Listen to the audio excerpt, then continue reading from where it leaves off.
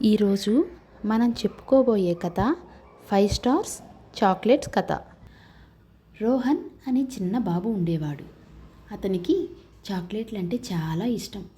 ప్రతిరోజు చాక్లెట్లు తినాలని కోరుకునేవాడు. అతని తల్లి ఈ అలవాటు చూసి ఆందోళన పడింది. ఇలా ఎక్కువగా చాక్లెట్లు తింటే ఆరోగ్యం బాగుండదు అని అనుకుంది. ఆమె ఒక మంచి ఆలోచన చేసుకుంది. ఒకరోజు రోహన్ స్కూల్ నుండి ఇంటికి వచ్చిన తర్వాత ఆమె చెప్పింది, రోహన్, నువ్వు ప్రతిరోజు నీ హోంవర్క్ పూర్తి చేస్తే నేను నీకొక స్టార్ ఇస్తాను. రోహన్ అడిగాడు, స్టార్ ఇచ్చితే నాకేం దొరుకుతుంది?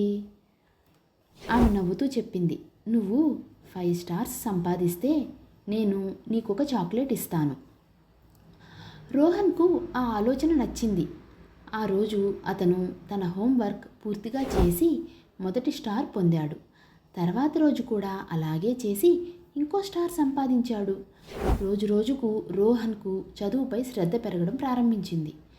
అతనికి 5 స్టార్స్ సంపాదించడం చాలా ఆనందంగా అనిపించింది. చివరికి 5 రోజుల తర్వాత అతను 5 స్టార్స్ సంపాదించాడు.